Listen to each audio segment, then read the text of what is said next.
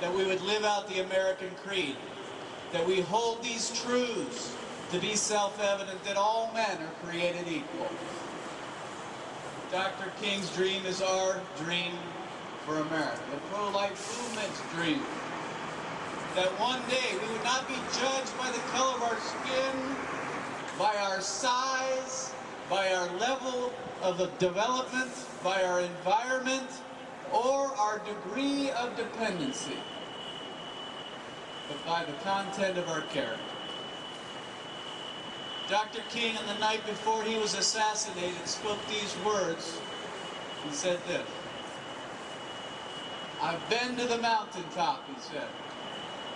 "He's allowed me to go to the mountain, and I've looked over, and I've seen the promised land. I may not get there with you, but I want you to know tonight that we as a people will get to the promised land. And I'm happy tonight. I'm not worried about anything. I'm not fearing any man. Mine eyes have seen the glory of the coming of the Lord." That was the night before he was assassinated. Dr. King's dream for America is our dream for America, the pro-life movement's dream for America. Unfortunately, Dr. King never lived to see his dream fulfilled. And now, almost 40 years after his death, it's still not fulfilled. The dream that we would live out this American creed, that we hold these truths to be self-evident, that all men are created equal, and that we're endowed by our Creator with certain inalienable rights. See, Dr. King's dream for America is our dream. I want you to understand one thing today, and this is important. Every leader, every great leader has a successor.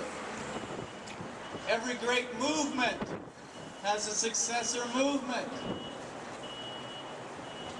Dr. King never had a successor until now. Until now. We, the pro-life movement, is the successor to Dr. King's dream in the civil rights movement. We're the successors to that American dream of Dr. King. You and I, the pro-life movement,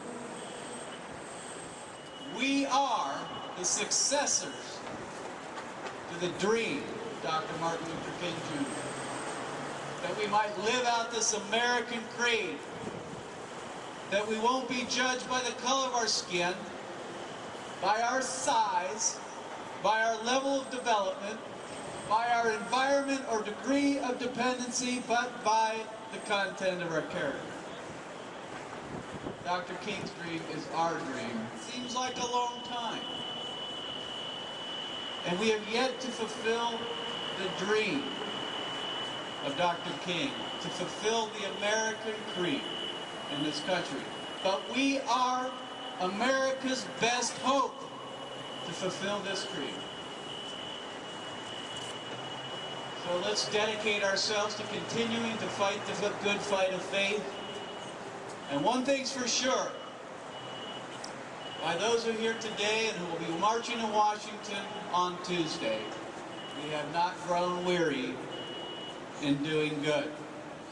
Our pro-life committee hereby presents to Mr. Mark Harrington his 2008 Pro-Life Award in recognition of consistent service for the sanctity and defense of human life from the moment of conception.